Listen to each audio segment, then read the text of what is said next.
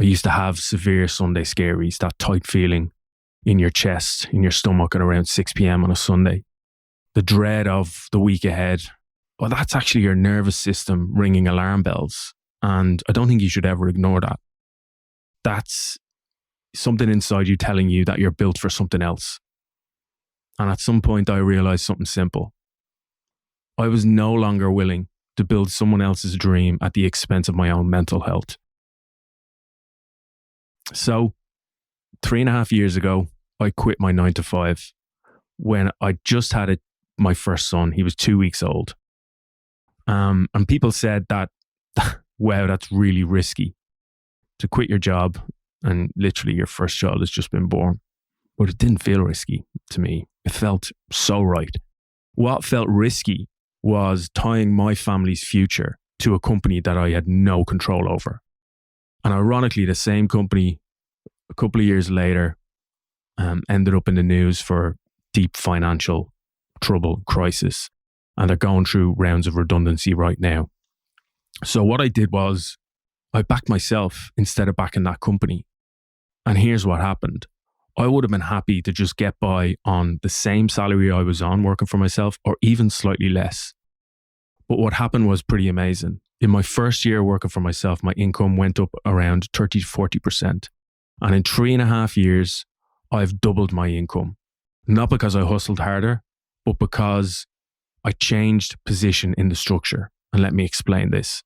So when you're employed, clients pay the company you work for. Whatever way they make their money, they're going to have clients. The way they make their money. So my last company was ad revenue. So the client pays the company. And then the company pays the owner, the director, the managers, the overheads, the profit, and eventually you. There's a really big chain and you're at the end of it. And when I started selling directly to clients, that chain disappeared. And it was just me and the client. So the maths completely changed. And at first, I was undercharging massively because I was still thinking in terms of an employee. I was thinking in terms of a salary. How much did I earn in my last job? That's kind of what I'm worth. But I wasn't thinking in terms of value. And once you see that structure, you can't unsee it. And that is the biggest shift for your money mindset. You realize it's not actually that hard to make what feel like large sums of money. It only looks hard when you're sitting at the bottom of the chain. I think the longer you stay in the same job, the harder it becomes to leave. And the less you're actually growing, which is even more important. So I hear people all the time say, I've got 10 years experience. But most of the time, that's just the same 1 year of experience repeated 10 times. You look experienced, but you're not evolving. And working for myself has just forced me to grow. I've had to get better at communication, learn things like finance, tax, pricing, negotiation, client management, systems, and work on myself at confidence and self-belief. I was never the most talented. I was never the most charming. And I was never the most confident. So I always overcompensated for those things with hard work. When I was in my job, I used to work long hours, try and perfect projects, put in more than I got back really, because I thought that's how you get noticed. And because I wasn't naturally charismatic, hard work kind of became my identity. But the thing is, and again, it's only now looking back, being outside of it all that I can see, employment, that system of employment doesn't reward effort. It rewards position inside the structure. Because what I saw over and over again was, while I was working hard, trying to perfect everything, the people who phoned it in and were doing the bare minimum were earning the same, and actually more often they were earning more. Not because they were better, but because the system isn't built to reward output fairly. Like hard work is powerful, but only when it compounds for you. And when I started working for myself, that same work ethic became leverage for me because the output flowed back to me. Really underneath all of that was insecurity. I wasn't confident. I was quiet. I didn't feel naturally impressive. So I tried to earn worth through effort. And I've seen the same thing in managers, the pressure to control, the brash confidence. It's actually not confidence. It's just deep insecurity trying to survive in a structure that can be removed from them at any time. So a 9 to 5 doesn't just create financial dependence, but it can amplify personal insecurity. And it usually does. When I started building something for myself, that dropped more than I ever imagined it could, because I was no longer competing for approval. And that changed more than my income. It completely changed how I saw myself. And here, this is the part that people overcomplicate.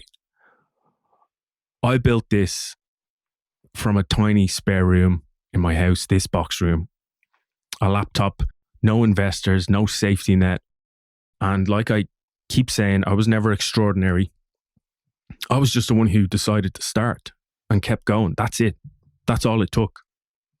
It sounds simple, but you don't have to be the most talented. You don't have to be the most creative. You don't have to be the most outgoing, because I was none of them. You just have to be the one that decides, fuck it, I'm going to go for this. And believe me, most people don't, even though they feel it inside themselves. They feel it. They feel that nudge when they dread Monday, when they get the Sunday scaries, or when they think that they'd love to do something else. They feel it, but they don't follow it because they get overwhelmed. Maybe, I don't know. But that's all I'm saying. You have to do is follow it. Take the first step. So I'm not telling you to slack off, or to, quietly quit your job. But what I would say is, stop giving your best hours to a surplus you don't own. So do your job to an extent that, you're happy with, but reclaim the margin.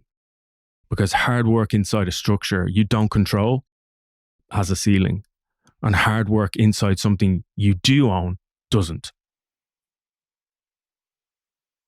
So what's actually the worst case scenario here of trying something small alongside your job? The worst case scenario is this, I'll tell you. You learn new skills, you earn a small side income, you gain options, you maybe start to believe in yourself a bit more. Those are the worst things that can happen. And the best things that can happen, well, it's endless. So you don't even have to quit your job here, I'm just saying, stop being fully dependent on your 9 to 5. Because even small amounts, a couple of $100 a month in side hustles, or, something that's yours, will completely change your psychology, because you'll no longer be choosing to be where you are. You'll no longer be trapped. And once you get a taste of it, believe me, you'll never see employment the same way again. So security doesn't come from income.